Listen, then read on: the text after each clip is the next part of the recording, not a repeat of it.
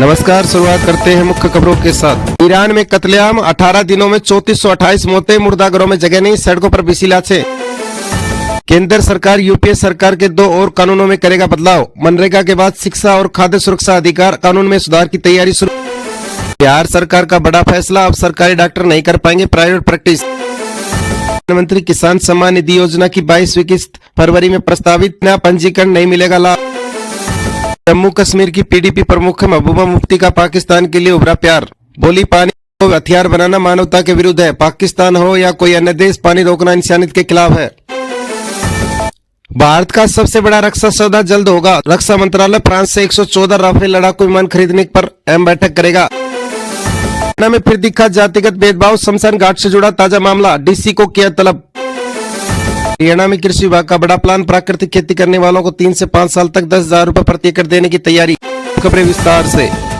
में दिसंबर 2025 के अंत से शुरू हुआ सरकारी विरोध प्रदर्शन अब खूनी तख्त में बदल चुका है। स्वतंत्र मानवाधिकार संगठन ने चौंकाने वाली रिपोर्ट पेश की। संगठन के अनुसार राष्ट्रव्यापी विरोध प्रदर्शन के महज 18 दिनों के कम से कम 3428 प्रदर्शनकारी मारे जा चुके हैं। स्थिति 12 घंटे भयानक रूप लेती जा रही है। यूएस से इब्राहिम लिंकन विमान वाहन स्ट्राइक ग्रुप को मिडिल ईस्ट की ओर रवाना किया है, जिससे क्षेत्र में तनाव चरम पर पहुंच गया है।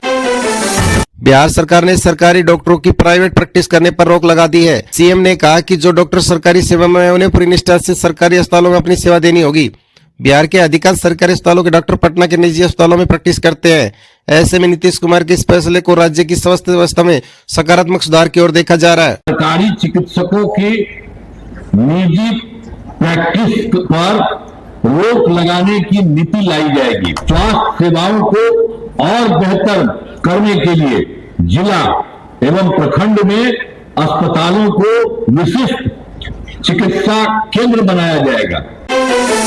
सरकार मनरेगा के बाद यूपीए सरकार के समय बने 2 बड़े कानूनों, शिक्षा का अधिकार और खाद्य सुरक्षा कानून को सुधार करने की तैयारी कर रही है।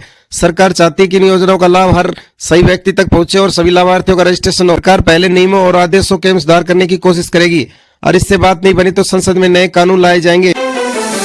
प्रधानमंत्री किसान सम्मान निधि योजना की 22वीं किस्त पाने वाले किसानों को किसान आईडी बनवाना अनिवार्य होगा। बता दें, पीएम किसान योजना की 22वीं किस्त फरवरी में प्रस्तावित है। सरकार ने बताया कि किसानों की आईडी बनवाने का कार्य तेजी से चल रहा है। सभी ग्राम सचिवों को निर्देश दिए गए हैं कि वो सरपंचों के माध्यम से गांव स्तर पर मुनादी कराकर किसानों को जागरूक करें। किसानों को अपने गांव में सीपीएलओ के संपर्क कर किसान आईडी बनवानी होगी। भारत का सबसे बड़ा रक्षा सौदा जल्द होने वाला है। रक्षा मंत्रालय फ्रांस से 114 लड़ाकू विमान खरीदने की तैयारी कर रहा है, जिसकी अनुमानित लागत 3.25 लाख करोड़ रुपए है। इस सौदे से भारतीय वायुसेना में राफेल की कुल संख्या 176 हो जाएगी। जानकारी के मुताबिक विमान के करीब 80% निर्माण भारत में ही होगा, जिसे स्वदेशी सामग्री का उपयोग किया जाएगा। जम्मू कश्मीर की पीडीपी प्रमुख महबूबा मुफ्ती ने पाकिस्तान के लिए प्यार उभर गया है। उन्होंने पानी को लेकर बड़ी बात कही। उन्होंने कहा कि पानी को हथियार बनाना मानवता के विरुद्ध है, पाकिस्तान हो या अन्य देश पानी रोकना इंसानियत के खिलाफ है। के लिए महबूबा मुफ्ती का पहला ये बयान नहीं है, ऐसे भी कई बयान बीच बीच में आते रहते हैं। उनका प्यार पाकिस्तान के प्रति फिर उभर आया है। हरियाणा के हिसार जिले में जातिगत भेदभाव से जुड़ा एक गंभीर मामला सामने आया है। यह गांव खासा माजाओं में जनरल श्रेणी और अनुसूचित जाति वर्ग समुदाय के लिए अलग अलग शमशान घाट बनाए गए हैं। हरियाणा में प्राकृतिक खेती करने वालों किसानों को अगले 3 से 5 साल तक 10,000 रुपए प्रति एकड़ देने की तैयारी कर रही है सरकार। प्राकृतिक खेती का मुख्य लक्ष्य फल और सब्जियों का उत्पादन में बढ़ोतरी करना है। कोल्ड स्टोरेज की कैपेसिटी 6 लाख टन की जाएगी। प्राकृतिक खेती का रफ्का 0.14% है, जिसे बढ़ाकर 20% करने का लक्ष्य सरकार द्वारा रखा गया है। अब किसान एआईएफ के द्वारा सीधे अपनी प्राकृतिक खेती के उत्पादन को बेच सकेंगे। इसी के साथ आज की खबरें समाप्त हुई। नमस्कार, कल फिर मिलेंगे हरियाणा की महत्वपूर्ण खबरों के साथ।